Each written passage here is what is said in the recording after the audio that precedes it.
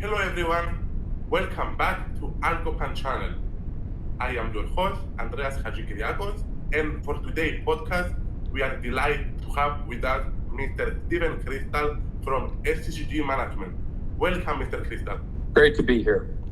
The first question I have about you, Mr. Crystal, is who are you beyond your title and achievement? I'm approaching 60 years old, 35 years in my industry, the gaming industry, and I'm often very reflective of that question.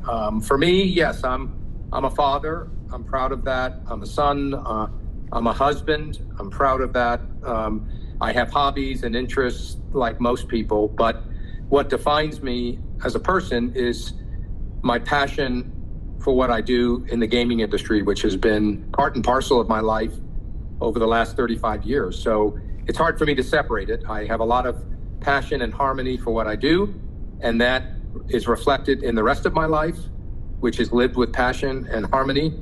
So I would say in my case, it's a lot of who I am in general is specifically about who I am as someone who's been a leader in the industry, innovating over the last 35 years. And how did you end up being the founder and CEO of SCCG Management?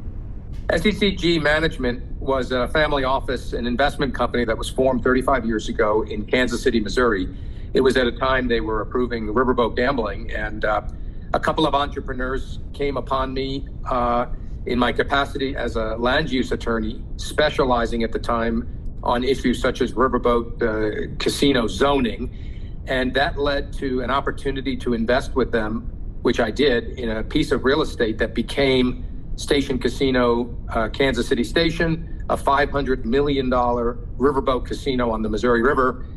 That investment many years later turned into tens of millions of dollars that we used to invest in a portfolio of casinos in downtown Las Vegas, which we owned and operated in the 2000s. And that led ultimately to the current form of the company, SCCG, which is an advisory company representing over 150 of the leading brands globally in 11 countries and 6 continents, and an investment venture fund investing in leading cutting-edge technology and machine learning and AI.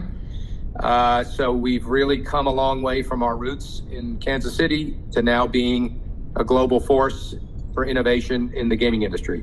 I am sure that being the CEO of such a large company comes with a lot of responsibility. So my question here is, how do you balance your personal and professional life? Can you please tell us more about that?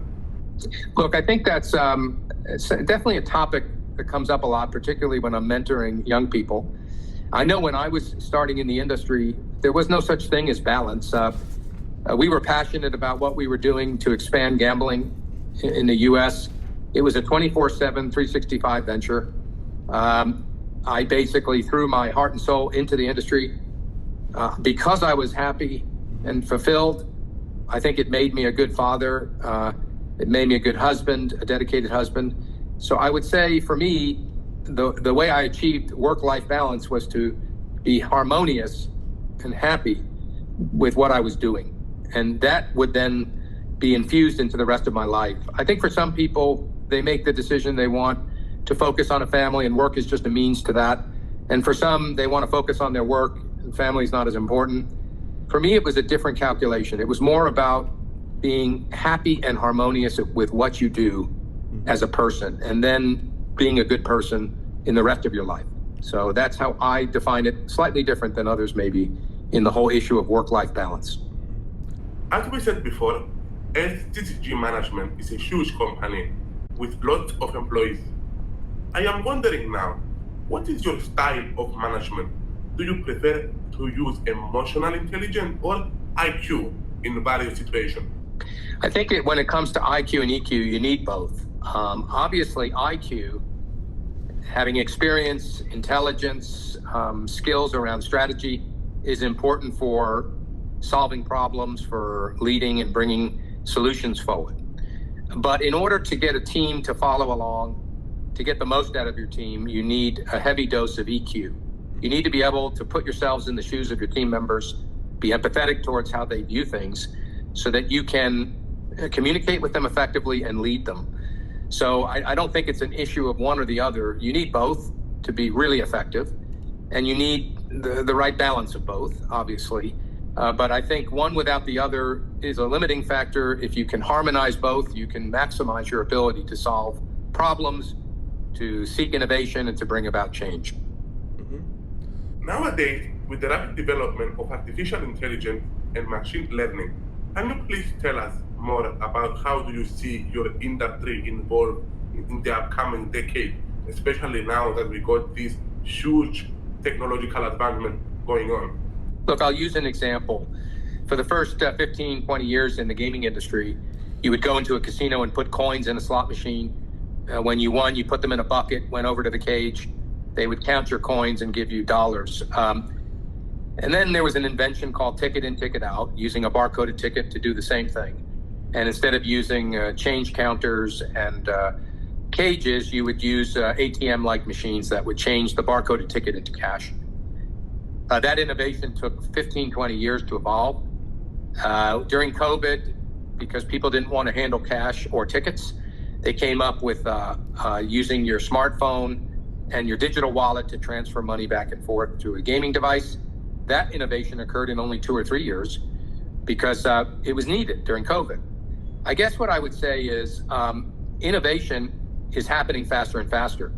So when you look at all the positive ways that AI and machine learning can benefit a casino operation in creating efficiency and a better experience for the customer, whether it's content, whether it's service, whether it's operations, the only thing I would say is it's going to happen faster and faster and faster.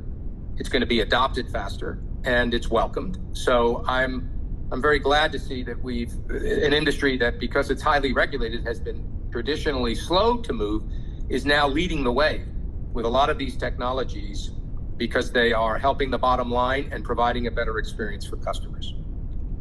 Before we conclude our podcast, I would like to ask you if you could give any advice to any aspiring professional or entrepreneur that wish to break into the gambling and gaming industry. What would that advice be? Look, my advice is first and foremost to be passionate about what you're doing. Put your heart into what you're doing because it will produce results. It will enrich team members. It will create a very, holistic and harmonious experience in your life. So I think working in the industry is a microcosm for our larger life experience. It's a very, we're in the business of giving entertainment. We're not curing cancer. We're not brain surgeons, but there's something excellent about entertaining people. So it's a noble pursuit. You have to have perspective about it. For me, much like my relationship, even with ALGOPAN, people ask me, why do you pick certain companies? Why do you pick certain technology? And what I tell them is 99.9% of the time, I pick the people. I pick the people because what I'm interested in is being around people who are passionate about our industry. And even if we don't succeed, if I've picked the right people, I have an amazing experience along the way, watching them innovate. So these are some of the takeaways I have about mentoring people in our industry, young people, and how to approach it.